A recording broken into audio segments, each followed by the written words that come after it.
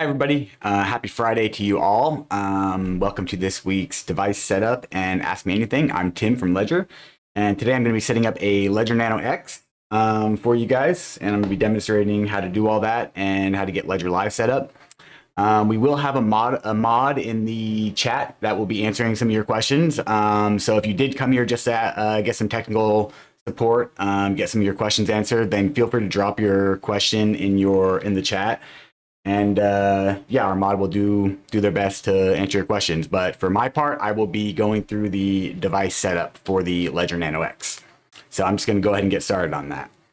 All right. So with this, one quick disclosure: this specific device has been set up in the past. You see, there's no plastic cover on it. That's because we reuse them. We don't usually open up a new box every week. Since these devices, one cool thing about these devices is that they can be reused over and over again. You can reset them, generate a new recovery phrase, and start from scratch at any point. So it just makes more sense to do that. So, but I reconstructed the box, and we should be good to go. So this is what you should see roughly when you open up your own Ledger. And then one more disclosure, we are setting up the Nano X today. However, if you have a Nano S Plus or even a Nano S, and you are hoping to have a tutorial on how to set up those devices, the setup is pretty much the same. It's going to look a little bit different on the device, but I'll actually pull one out and kind of like show you as I'm going or whatever. But it's really going to look pretty much the same. So if you do have another device and you want to see how to set that one up, feel free to follow along, and you should be able to muddle your way through. All right, cool. So I'm gonna go ahead and pop this open. Try to do up here in the camera. Actually, I'll switch to this guy right here. All right, cool. So we'll open it up, take off the sleeve, put that to the side, take off the cover, and then you have your Nano X right there. I'll go ahead and take that and set it to the side. Okay. And then I'm going to take out this sleeve right here, which is just mold for the Nano X. Put that to the side. And then you got this pink envelope right here. Go and pull that out. So inside here, you have secret recovery sheets. There's going to be 3 of them. And then you have this some use care regulatory statement for your Nano X, how to care for it in multiple languages. You got some stickers. It is a good idea to read through this. It'll also show you kind of how to use a device, how to navigate through the various menus and stuff. But I'm going to be showing you guys all that in the demonstration. So we'll go ahead and just slip all this correspondence back into the envelope, and I'm going to put it to the side for now. Underneath, you have your USB-C connector, USB-C-A to USB-C. And then inside this little flap right here, there is a little keychain that you can hook around on your Nano X. But we won't need the cable or that, so I'm going to go ahead and put this to the side. I already have another cable that is ready to go, hooked up to my computer. All right, cool. So we're going to put these recovery sheets. We will need one of these recovery sheets right here. So I'm going to go ahead and set it down to the side right here for now. And I'm going to power on the Nano X. So this will be basically the first step when you unbox your Nano, is to power it on and kind of see what it says. So this guy right here, it's going to say, welcome to Ledger Nano X. Press the right button to continue. Now, if you have a Nano S Plus, for instance, this one right here, and you plug it in, it'll say, oh, look, it's got the battery error. So I'm going to go ahead and clear past that real quick. You can do that by pressing both buttons if you get that error. And usually after a device setup and you keep it plugged in for a while, in most cases, that error message that you just saw will clear. It's just a matter of the battery running too low. And so usually leaving it plugged in for a long period of time will clear that message. But moving on from that, if you plug in the Nano S Plus right here, you'll see it says, welcome to Nano S Plus, press right button to continue. And then the buttons just look a little bit different, but still left and right. And it's going to work pretty much the same as Nano X. So I just wanted to show you that. And from here, it's like the steps are pretty much identical. So I'm going to go ahead and set this to the side. And I'm going to continue the demonstration with the Nano X. All right. Press the right button to continue. It wants us to download Ledger Live. I already have it pulled up on the screen, so you can see I already downloaded Ledger Live. Go ahead and switch past that. If you don't already have Ledger Live downloaded, you can go to ledger.com/start. And then if you go to that, it'll let you download the application. We're going to continue on. This is going to tell you how to use. You got your right button and your left button. You press both buttons to make a selection. You quickly tap both buttons at the same time. And then if you hold both buttons, it's going to take you to the control center. Let you power off the device, access the settings. We'll get to that later. For now, we're just going to continue past. All right, so it wants us to start Ledger Live, which we already have started. And then now we finally get to the two options that you have when setting up any Nano. You have set up as a new device, and you have restore from recovery phrase.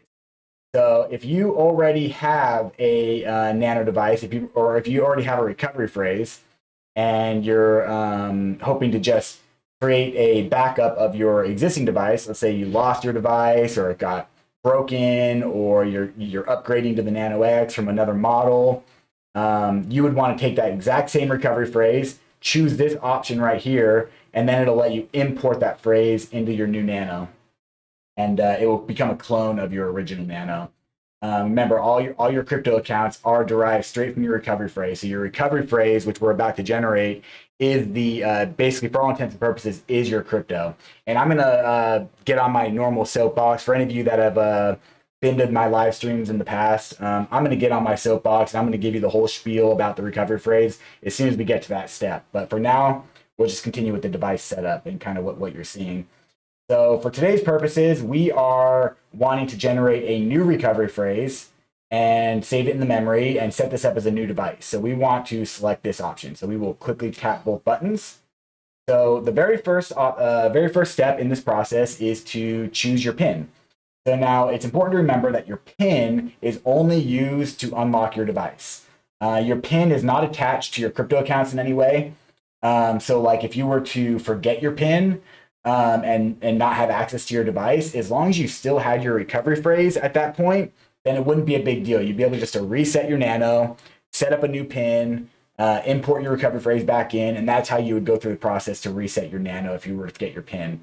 I definitely don't recommend forgetting your PIN. You should remember that it is kind of a pain to go through that process. However, it is possible, and it's also good to highlight that just so that people understand that the PIN you set up on your device won't have anything to do with your crypto accounts outside of simply unlocking your Nano. So for today's demonstration, I'm going to make it nice and easy just in case the device like times out on me and I have to enter back in. I'm going to go 1, 1, 1, 1. And so if I wanted to, you see this little check mark. I don't know if you can see that. It's kind of maybe a little blurry on the screen. But I can go past that check mark and I can continue putting in numbers and make my PIN up to eight characters in length. But I'm gonna just select the little check mark and end it at 4 characters. For your own PIN, for your own Nano, I do recommend using a nice strong PIN as long as you are comfortable with remembering. And the reason is because there's a security feature. Actually, before I get to that security feature, let me tell you about this other small security feature. So I'm going to re-enter my PIN and confirm it. You see I put in the 1, and then it goes to a 7 randomly. So then I have to go and do the next number, which is also a 1. And then it randomly jumps to a 2. So then I have to go 1. And then it randomly jumps to the little back arrow. So I have to go up and do 1. And then, so that right there is also a security feature of the Nano. That way someone sitting across the room from you can't like observe and count your button clicks when you're entering your PIN, because if it always started at 0 each time or a specific character, then someone could very easily be like, okay, three clicks on the right button, so this person's PIN is 3, 4, 5, 6, or whatever it is the PIN is. So that prevents that from happening. So now we set our PIN. It wants us to write down a recovery phrase.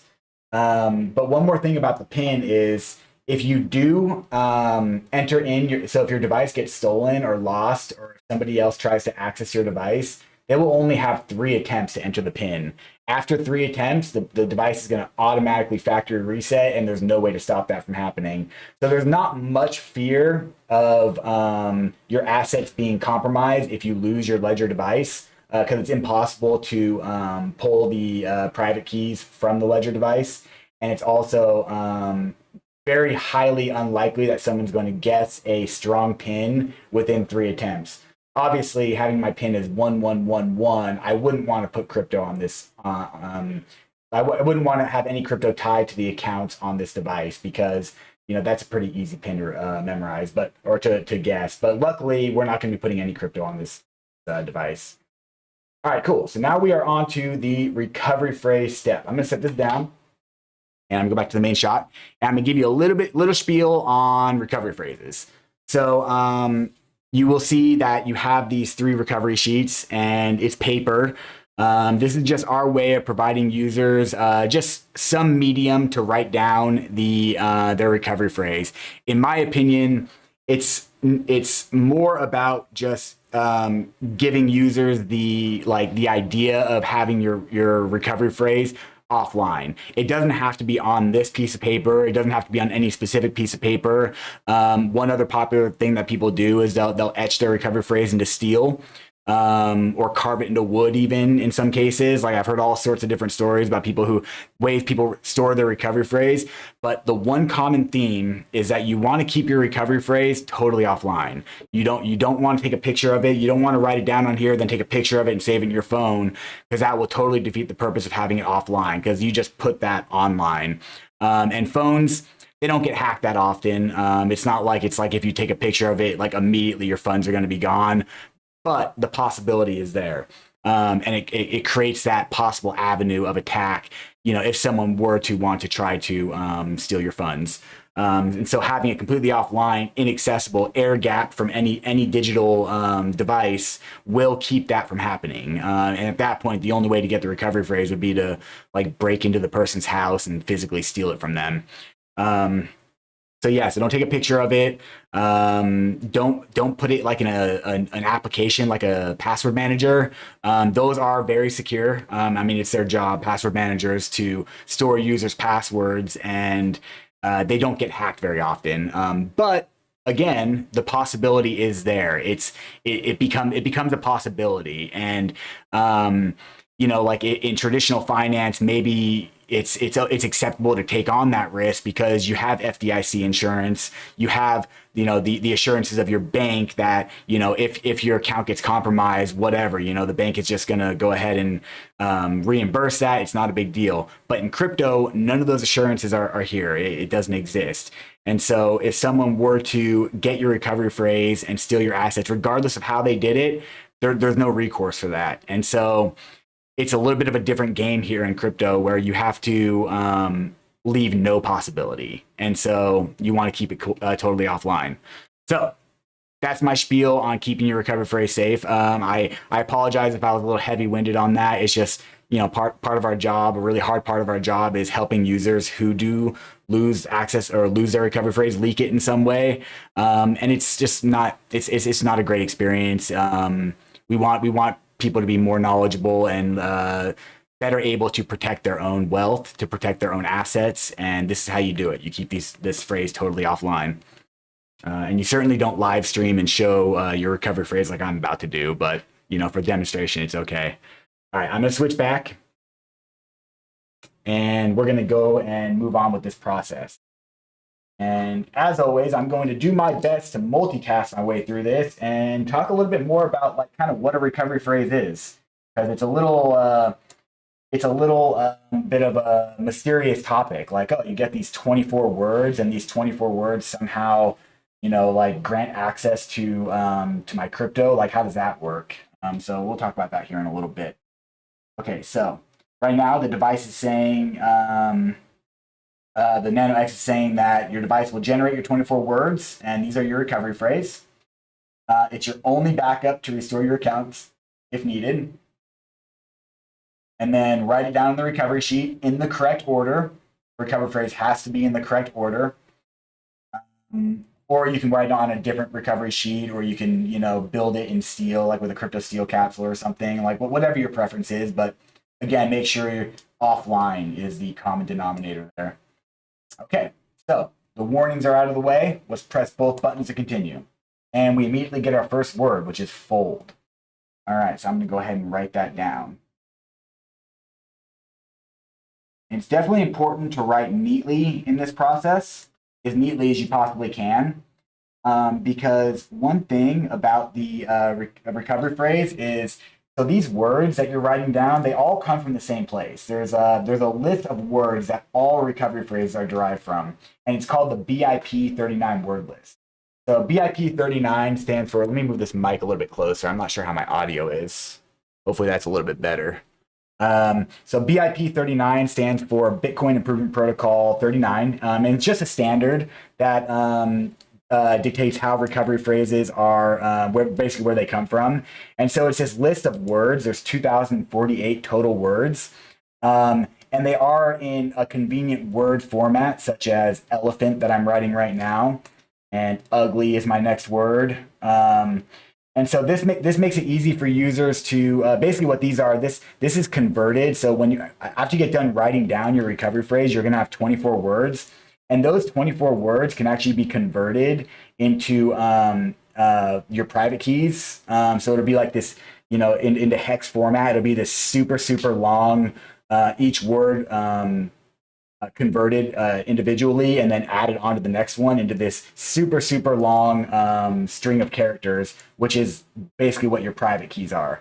And so that is kind of difficult to store that information. Actual private keys for crypto accounts are incredibly long and complex, and certainly not something that can be memorized, but definitely something that would be really hard to store like offline and in a way that's usable.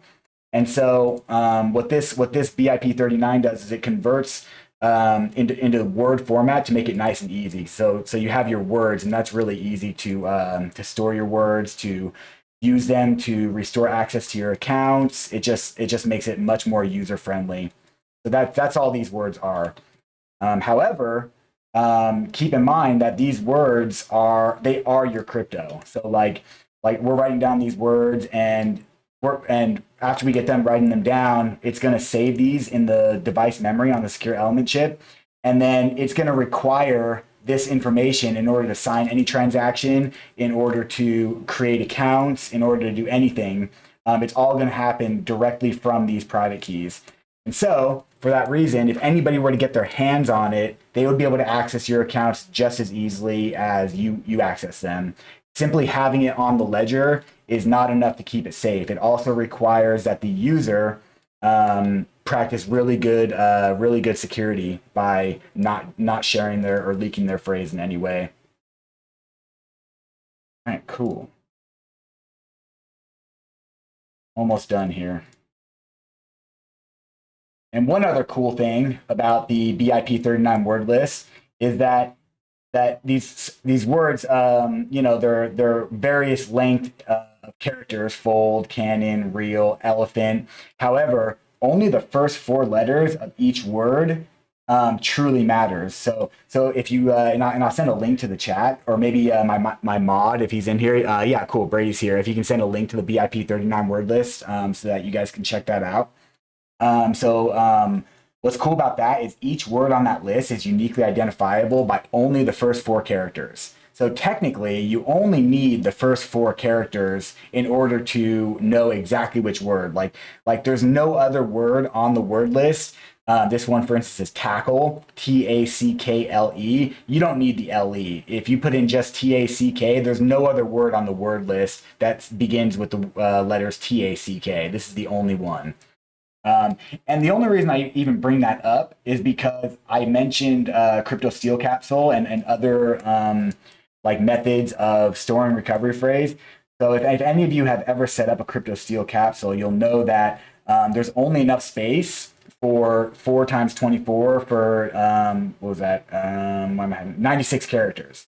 So when you build it, you'll only use the first 4 letters from each word. And to identify that word in your crypto steel capsule. And so I like to bring that up sometimes whenever I mention crypto steel capsule, because then some people will get it and be like, hey, there's not enough space in here to store all my words. And that's the reason for that. Okay, cool. So we got all 24 words written down. I'm going to go to the next button.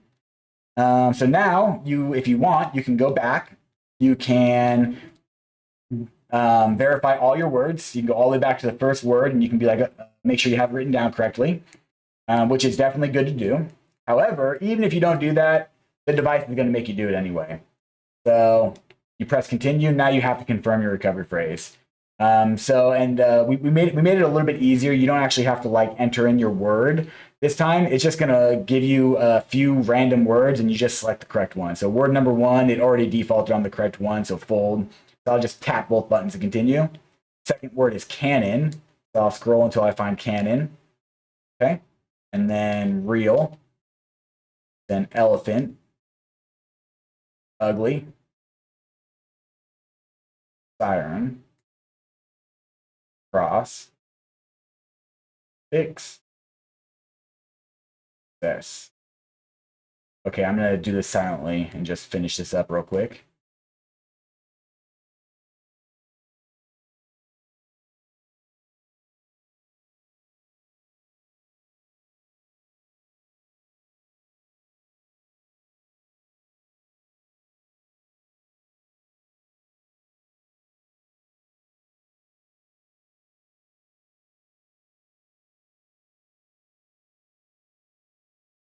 Okay, sweet. So I got all 24 words, and it's saying your recovery phrase is set. Keep it in a secure place.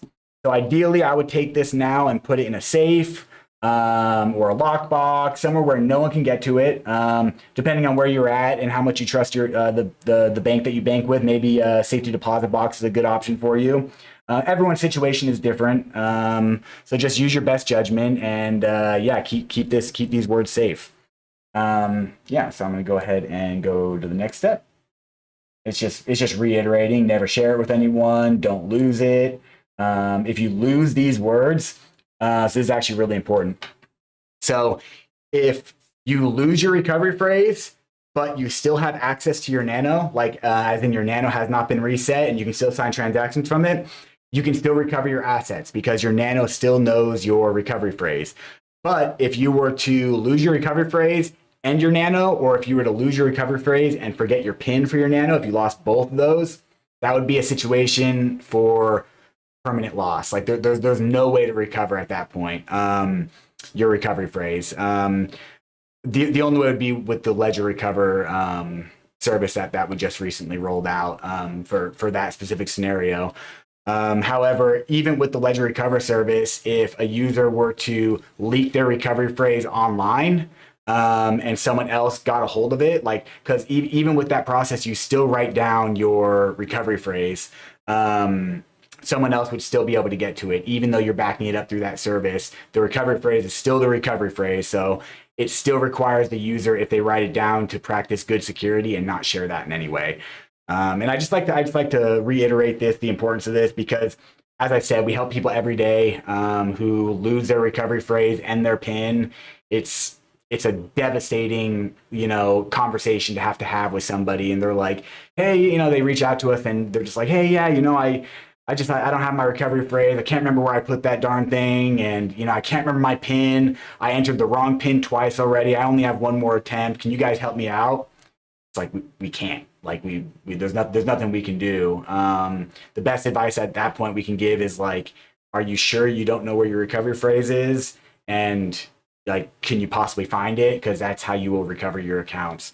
So keep that in mind. So yeah, I'll get off this other soapbox that I'm on. It's just I get on a lot of soapboxes when it comes to recovery phrase, because it really is the most important part of this whole cold storage journey, is keeping it safe, keeping it somewhere that's accessible only to you, and not losing it or forgetting it.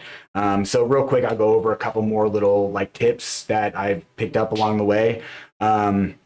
So with these words, there are some words on the BIP 39 word list, and it looks like Brady already popped it in there. So that GitHub that he linked in there, go ahead and go to that if you're following along, and you'll see all 2048 total words.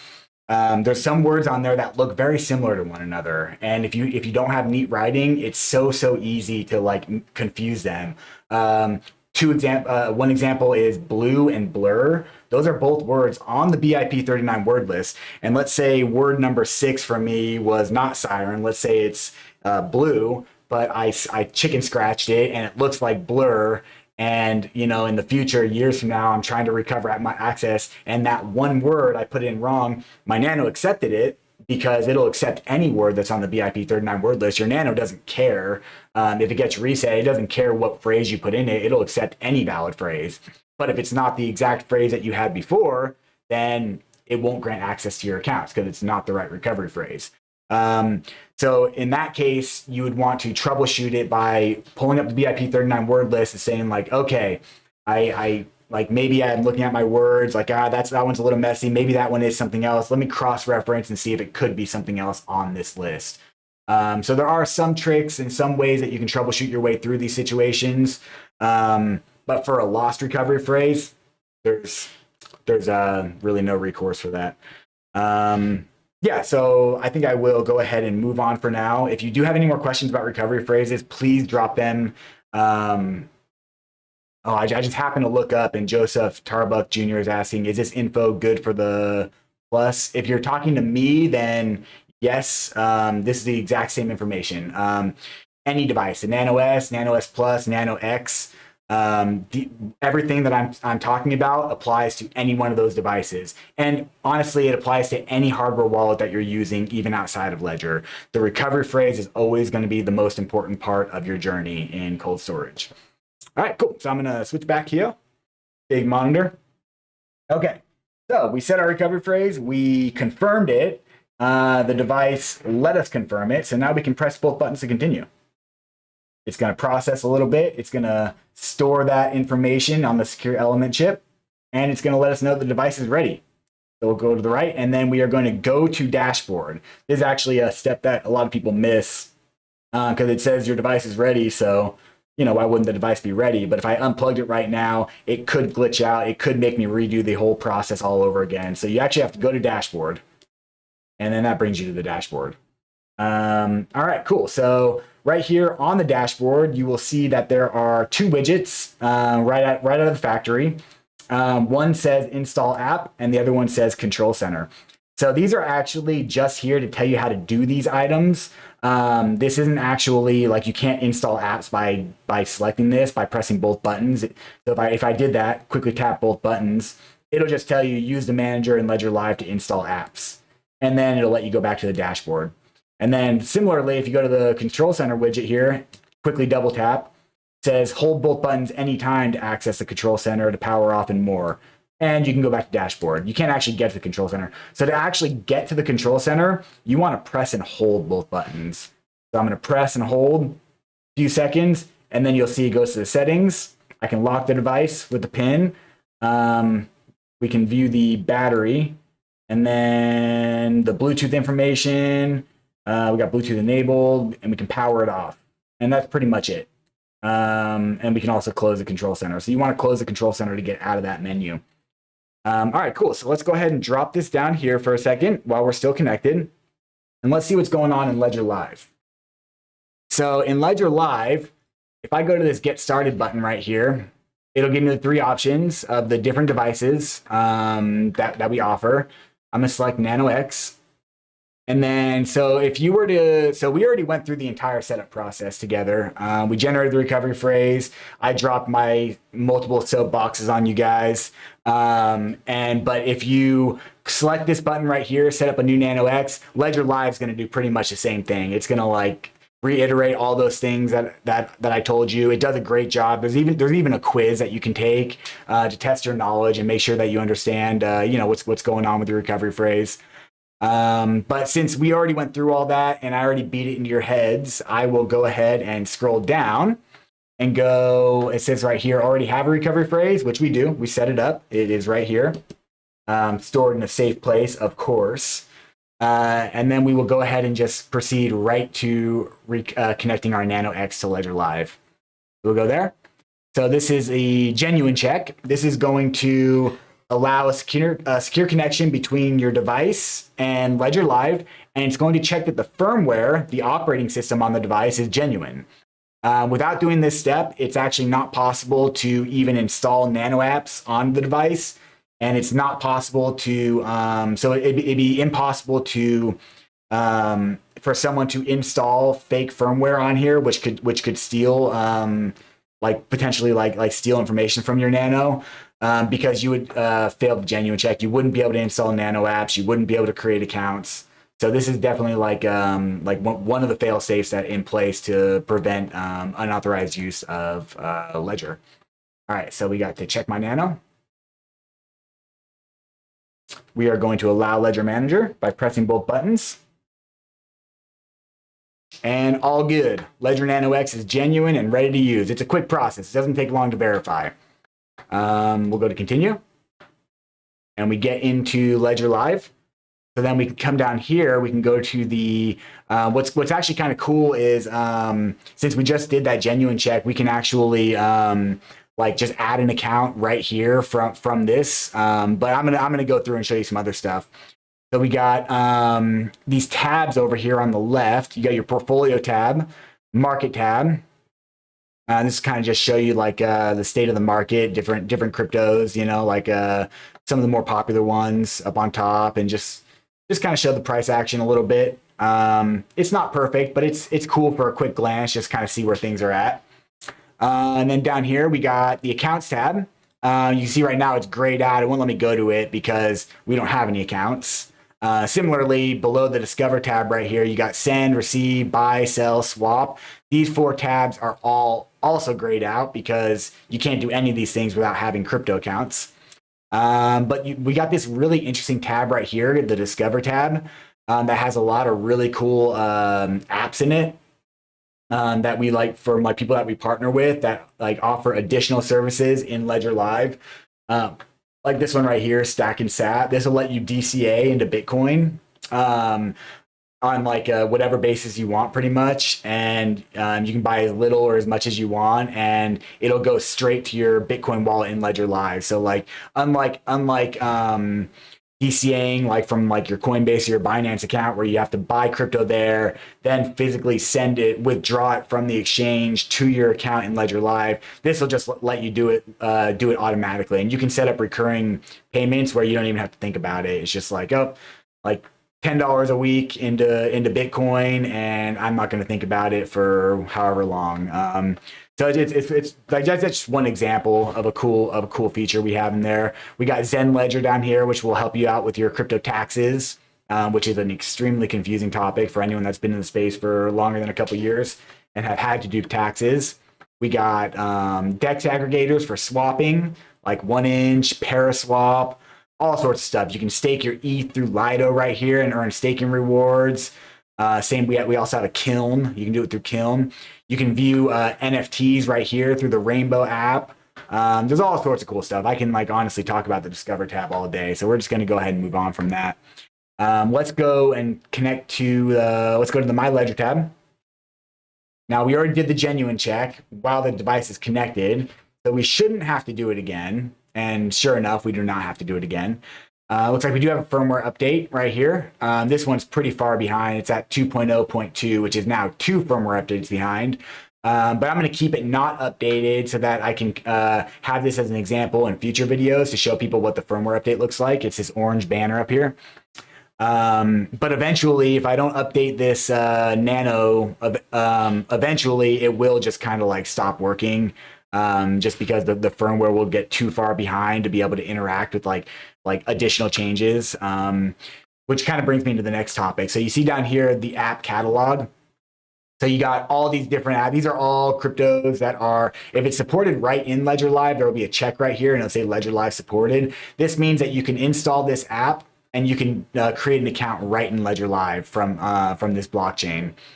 If it says, here's the first one right here, Avalanche, it requires third-party wallet. So you can download the Avalanche app and you can connect to a third-party wallet and manage your Avalanche. It's still cold storage, but you wouldn't be able to do it in Ledger Live because Ledger Live is just not set up for it yet. So that's what this means. And we have help center articles for every single one that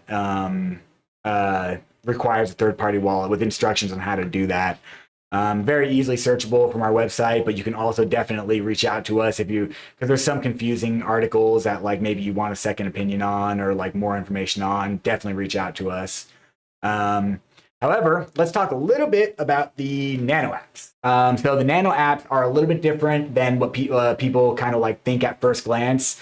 They aren't actually, so when you install the Nano app onto your device, that's not creating an account on your device. That just gives your Nano the tools it needs to interact and create accounts on that specific blockchain. So if we were to install the Bitcoin app, now our Nano is able to create Bitcoin accounts uniquely from the Bitcoin blockchain, using the private key stored inside the Nano. Without the Bitcoin app, your Nano doesn't know how to interact with Bitcoin. Similarly, without the Ethereum or XRP app, you wouldn't be able to interact with those blockchains. But what's really cool about this is the Nano apps are, since they're not tied to your account in any way, you can actually add and remove them like as much as you want, whenever you want. Let's say you install Bitcoin and you create a Bitcoin account. That account's going to be derived from the private keys, straight from your private keys, the same as it always would be, and then you'll have that account in Ledger Live. Later, if you were to run out of room on your Nano and because you have like 40, 50 different apps on it, and you have all kinds of different crypto, and you run out of space, you can uninstall the Bitcoin app, reinstall whatever other app you want to interact with, and then if you want to interact with your Bitcoin account, all you'd have to do is make room for it, reinstall the Bitcoin app, and you can access your account just the same as you always could. This is not really a huge issue for, I know I'm setting up the Nano X today. The Nano X doesn't usually have this issue. It can hold a bunch of apps. It's got a lot of internal memory. But for any of users that are you still using the Nano S, which is kind of one of our older devices, like it doesn't have a lot of space. It was kind of built in a time when it didn't need to have a lot of internal space, because it was really just like Bitcoin, Ethereum, and I think XRP. There's only like a few different blockchains, so it only needed space for a few apps. And also on top of that, the apps took up much less space in the memory because they were less complex. Things have evolved and grown and blown up since then, and so all these Nano apps, every time a blockchain comes out with a new feature, adds some new improvement protocol, or some new feature that you can do from that blockchain, the Nano app has to be updated to be able to handle that transaction type. And so the Nano apps grow in time, in size. It's just natural. It's just a normal thing. And so the Nano S is quickly kind of becoming not obsolete. It's definitely still usable. It's definitely 100% functional. It just does not have a lot of internal memory. So if you have like multiple, like a lot of different crypto accounts, you will find yourself having to add and remove the Nano apps like pretty regularly whenever you're interacting with the different blockchains. But it's perfectly safe to do. It's a totally secure way of managing your crypto if that's all you got. But yeah, so I think we want to go back here, and I'll do a real quick demonstration of installing the app and adding an account, and then I will see if there's any questions that haven't been answered yet by the mod, and then we'll call it a day. We'll call it a week, actually. All right, so let's go ahead and install Bitcoin. We can do a lot of different, actually, let's install both, because I want to, yeah, I'll show you kind of the difference between these two blockchains, because they're both very interesting.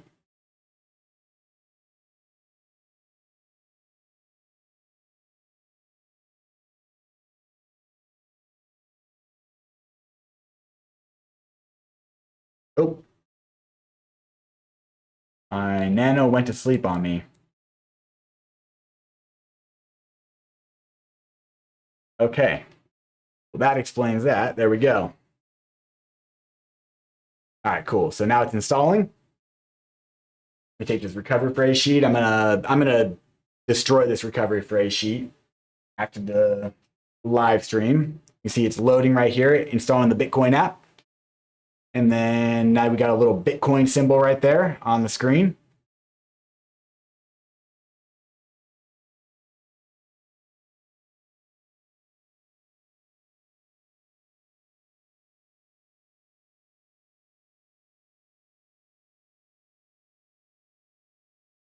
All right, cool. So we got two apps installed now. We got Bitcoin and Ethereum.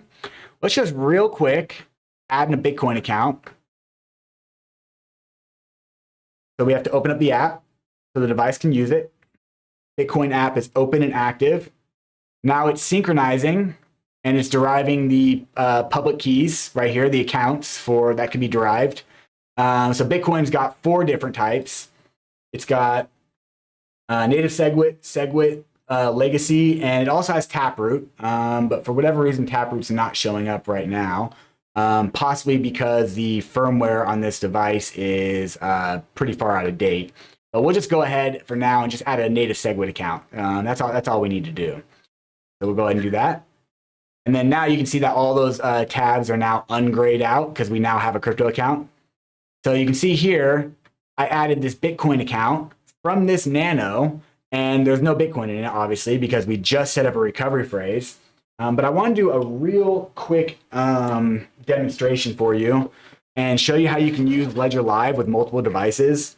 So I have my work Nano right here. And I'm going to go ahead and unplug this Nano X. I'm going to put it to the side.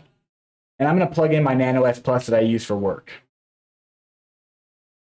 Okay, I'm going to pull it off. And this does have funds on it, so I'm going to keep the pin secret. And it's got a more complex pin than 1111. Okay, pin is entered. You can see I got a whole bunch of Nano apps. Let's find the Bitcoin app. If I can. Oh, there it is. All right, Bitcoin app open. Let's add another Bitcoin account from this Nano now.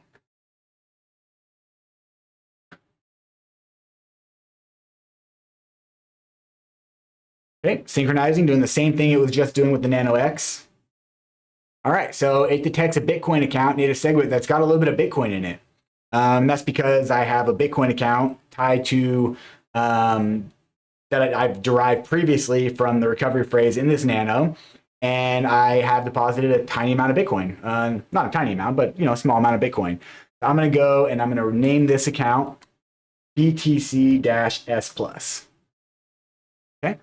Similarly, I'm actually going to go in and open up this account. I'm going to go up here to the little wrench icon to edit, and I'm going to rename this BTC-X. Actually, -test. -X-test, because this account I'm going to be deleting it. It's never going to hold crypto in this account. But the reason I want to show you this is that you can connect as many different Nanos from different accounts to Ledger Live as you want. So like, and it can be, let's see, so, and it's actually a little bit more complicated than that. But for all intents and purposes, Ledger Live will only ever display the accounts that you choose to add into Ledger Live. And Ledger Live never has access to the private keys. So the application actually has no way of knowing if these 2 accounts were derived from the same recovery phrase or different recovery phrases or different Nanos. Ledger Live has no idea. All Ledger Live knows is that a device was connected that was capable of creating a Bitcoin account, and it used, and that account was created within the device. And then the public key was shared with Ledger Live. So Ledger Live can now pull in data for this Bitcoin account straight from the Bitcoin blockchain. I can take this account and I can remove it from the portfolio, and I can just add it right back in at any time. I can actually add this account into as many different Ledger Lives as I want. I can add it to my mobile device. I can add it to Ledger Live on my friend's computer. It doesn't matter. You see, it will always pull up the exact same account right there. So I'll go ahead and stop syncing, and I will add that account back in. And then, yeah, so the only way to sign a transaction from this account is to have the correct Nano. Let's see what happens if I go to this other Bitcoin account that I added with this one that's got a totally different recovery phrase, and I go to receive. I go to continue. And I'm trying to derive my wallet address to receive funds, but I get this dreaded "something went wrong" error message right here. Please check that your hardware wallet is set up with the recovery phrase or passphrase associated to the selected account. So now we know that this Nano is not associated with the recovery phrase for this account. It's associated with the recovery phrase for this account. So we got the error message. So The reason I like to do this demonstration is because this is a very, very common support ticket that we get from people. And it's like, hey, yeah, if we get some pretty complex ones, like people are like, hey, yeah, so I got 10 different nanos. Each one has their own recovery phrase. Each nano has 4 different accounts, from this various blockchain, from ETH, for instance. And, I have 40 ETH accounts in my Ledger Live, and I keep getting this error message, and I have no idea which account belongs to which nano. You can imagine how complicated and difficult an issue like that would be to help how difficult it would be to help the user solve an issue like that when we can never ask you for your recovery phrase. We're not allowed, like we don't want to know your recovery phrase because that could compromise your accounts, and we're not, trying to get your accounts compromised. And so we just kind of have to provide advice in that case. So it's good going into the process, understanding how your nano works, how the accounts are derived. And you can avoid so many headaches in the future, just knowing those kind of basic principles. But yeah, I hope that was helpful for you guys. I always have a lot of fun doing these things. It looks like there may be, let's see if we have any questions. Looks like there are a couple questions. Yeah, so I'm gonna go ahead and address these questions. Big shout out, thank you so much, Brady, for taking the time to answer everybody's questions up until now. You're an absolute rock star. Okay, so we got, let's see, let me scroll down to, here we go. HBAR and ICP seem to be through a third party also. Correct, yeah, both HBAR and ICP. HBAR is actually kind of complex. It's kind of hard. So ICP, you're going to use network nervous system. We have a good help center article for it. And it's not easy because ICP is, it's not like the interface for the wallet is not ultra developed. I believe you actually have to go and download it from a GitHub repository. So it's a little complex, but once you get it going, it's not too bad. But the HBAR, because of how HBAR works, it uses hash graph technology, which I'm going to be completely honest with you, it's way above my head. I just know that you cannot create a HBAR wallet in Ledger Live because Ledger Live doesn't have the ability to do so. If you get anyone who is into HBAR and has used HBAR, you'll know that you do have this HBAR hex address, but it also converts that somehow. I'm not really too sure. I don't want to get too far in the weeds on something that I don't fully understand. But either way, you'll notice that your HBAR account is like 0.0.106, whatever. It's a much different wallet format than you're used to seeing. And so that has to be created through Hashpack. And you can do that with your Ledger device. And we have a really good Help Center article. It's just kind of confusing because it's like you have to connect your Ledger to Hashpack. You have to create your account through Hashpack. And then once you do that, then you can go back to Ledger Live and you can actually add that HBAR account directly into Ledger Live, and you can manage your HBAR from Ledger Live. But the actual creation of that account has to occur through a wallet such as Hashpack. But it's a good process to go through. If you're into HBAR, it'll let you use it in Ledger Live. Okay, so let's see. Caballero de Gracia. Sorry if I butchered that. My accent is not very great, or my Spanish. How to keep the same BTC wallet address for sending and receiving. So BTC is really cool. Let me show you. Yeah, we still got time. I'm gonna show you some stuff about BTC real quick. All right, so we have this BTC wallet right here. And we go to receive, we have the correct nano. So you'll generate this receive address. BC1, this is native SegWit, so it'll always start with BC1. That's the only thing that will stay common with your BTC wallet addresses. So if I were to copy this and send some Bitcoin to this wallet, it would, the next time I generate a Bitcoin wallet address through Ledger Live, it's going to be different. BC1 will be the same, but then it'll be totally different after that. Totally different wallet address. And that's going to change every single time you receive Bitcoin into your Bitcoin wallet. And this is because Bitcoin uses the UTXO method for account creation. And I'll elaborate here a little bit on that. So let me switch back to this view right here. We're going to go ahead and just approve this. We're not actually going to be using it right now. So if you open up your Bitcoin account in Ledger Live with this little, and go to edit account, this little wrench, and then you click on this advanced option right here and you click down on that, you'll see this string of code right here. You'll see the derivation path, which we may not have time to get into right now, but this is an important thing that could be talked about maybe in another video. But so your Bitcoin has this XPub right here. And so your XPub address is what this is called. So XPub stands for extended public key. So this is your extended public key. This is your master public key for your Bitcoin account. So this address will always stay the same. And it's not shared, because with an XPub address for Bitcoin, you can derive an unlimited amount of secondary or UTXO public wallet addresses.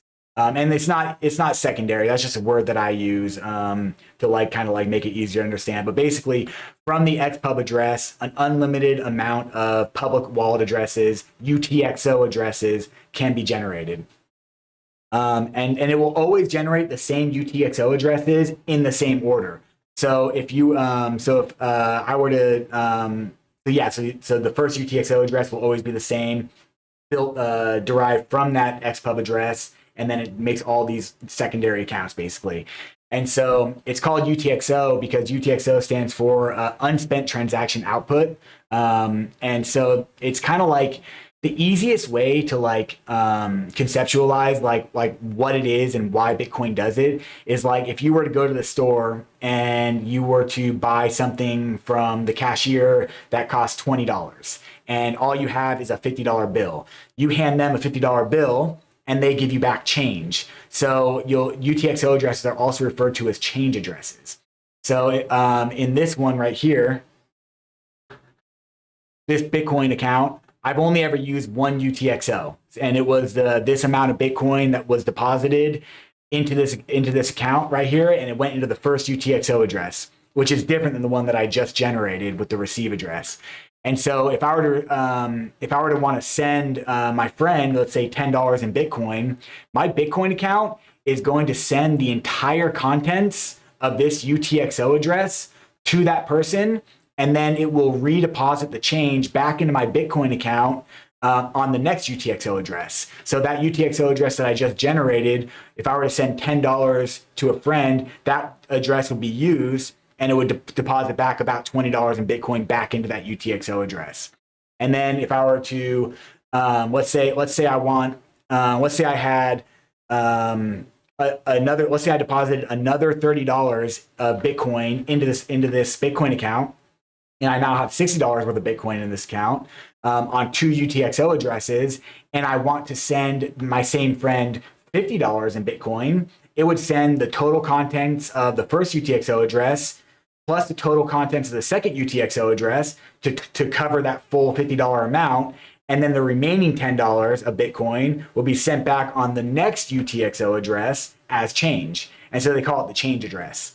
And it's really, really cool because it provides a ton of anonymity on the Bitcoin, Bitcoin transactions. Like if you ever look at Bitcoin transactions, like it's really, it's incredibly difficult to understand, and piece together like the series of events or what's happening, because you never know a person's XPub address. That's not public data unless they share it with you.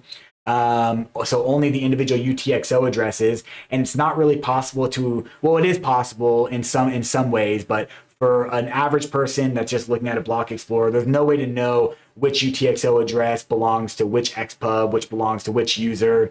It's very murky, and it's very hard to do that. But that being said, you can reuse UTXO addresses in your Bitcoin account. So it's perfectly okay to deposit to the, if I were to generate the receive address here, I could save that receive address to my a notes application, or I can whitelist that address in my exchange and over deposit funds into that address. It doesn't matter. Your Bitcoin account will still receive funds into that, even if it's already spent. You can continue to reuse those. So no worries there if you want to do that. But just know, if you generate a receive address in your Bitcoin account, it will always be different every time you receive Bitcoin. So yeah, that's a lot of Bitcoin stuff. But yeah, I hope that makes sense. All right, cool. I hope that answered your question. I think that answered your question. All right. All right. So you said explanation. If I have one Bitcoin in my wallet and I pay 0.25 Bitcoin to someone, Ledger sends. So keep in mind, Ledger is not sending your Bitcoin.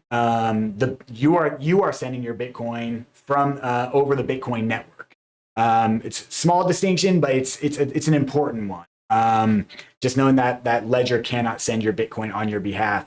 When you send Bitcoin with your Ledger, you are interacting directly with the Bitcoin network itself, and you are broadcasting the transaction to Bitcoin, authorizing on your device. But to continue, send 0.25 to receiver and 0.75 to another wallet, not mine. So it would send that 0.75, the change for that Bitcoin would come back to your same wallet. So like you wouldn't notice anything unless you looked at like the block explorer.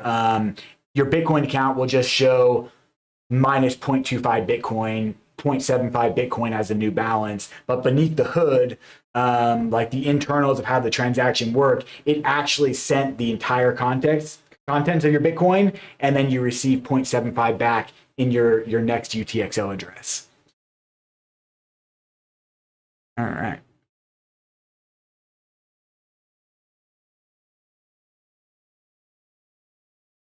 Yep. Yep. Yep.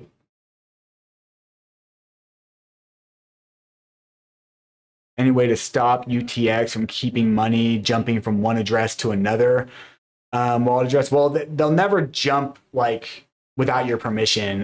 It's just like honestly, and Bitcoin's not the only blockchain that uses UTXOs. If you're into Cardano, you might notice the same thing happens with your Cardano account. They use the EUTXO method, which is pretty much the same thing, a little bit different, like the actual technicals, but same idea. Doge. I mean, Bitcoin, anything that was built from Bitcoin, any fork of Bitcoin, which is like any of these other chains like Bitcoin Cash, Bitcoin SV, Doge, Litecoin, those are all also UTXO based on the same model of Bitcoin. So it's not a thing that's unique to Bitcoin, but it is something that you kind of have to get used to if you're going to be using that technology. RJ Media is asking, how can I delete empty Bitcoin accounts? So technically, you can never actually fully delete an account. And honestly, like to get like real technical, all Bitcoin accounts or all any account for any blockchain technically already exists. It just depends whether it's been accessed or not. Because so you have the BIP 39 word list, which is 2048 total words. And there are an ungodly amount of combinations of words that can be used. But technically, all those combinations and all those private keys already technically exist on like the blockchain. So like, let's say you were to generate your Bitcoin receive address and you were to randomly, or not randomly, but you were to manually type it in and you missed one letter and it sent to some random wallet address. That random wallet address that maybe it got sent to because it's one character different than the receive address that you were supposed to send it to, that could technically belong to some account that has yet to be derived and discovered by anybody else, from some combination of seed phrase that has yet to be achieved by any person.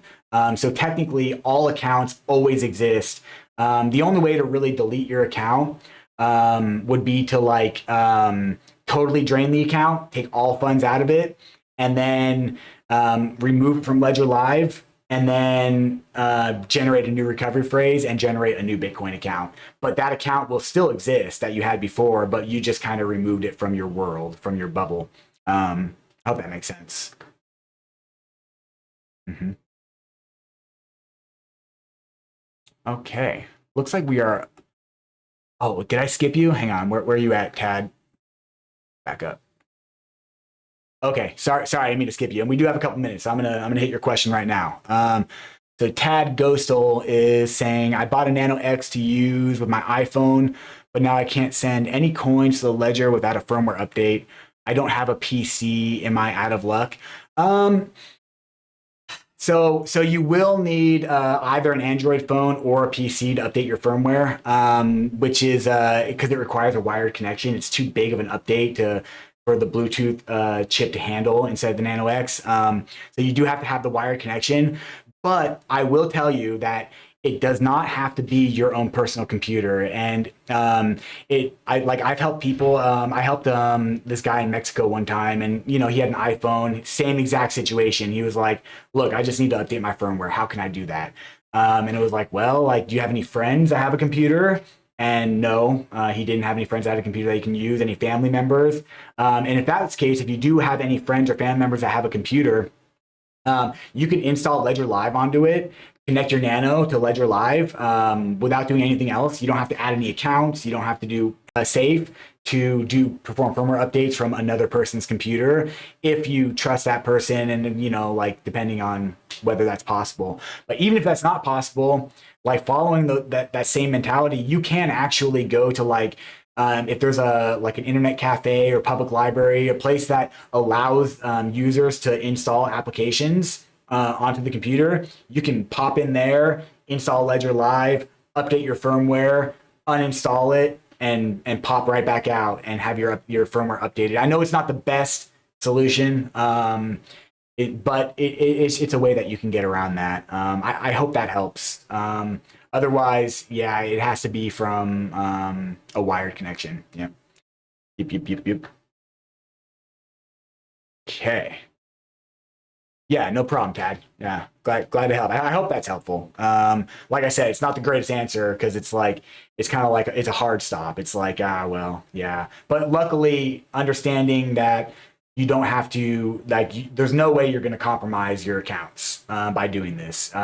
It's just like kind of what you feel comfortable with, like going to an internet cafe. Like a person might not feel comfortable pulling their ledger out like at an internet cafe. Like it just depends, like what you're comfortable with, what you're able to do, what you have access to. But yeah, I hope that helps. Cool. Well, that's like right on time today. Sweet. So I hope you guys learned something. I hope I was able to help you. I know I saw Brady pumping out answers. It looks like he was being super helpful. So yeah, so we are going to continue as usual next week. So our next Ask Me Anything series, where you can just bring your questions and we just devote all the time to that, will be on Wednesday at 4 p.m. Pacific Standard Time. So yeah, so if we didn't get to you, and if we missed your questions, I do apologize for that. But bring your questions to our next session and we'll do our best to answer that. Well, I hope you all had a fantastic week, and I hope you all have an even more fantastic weekend, and we'll see you next week. All right, stay safe, everybody. Bye.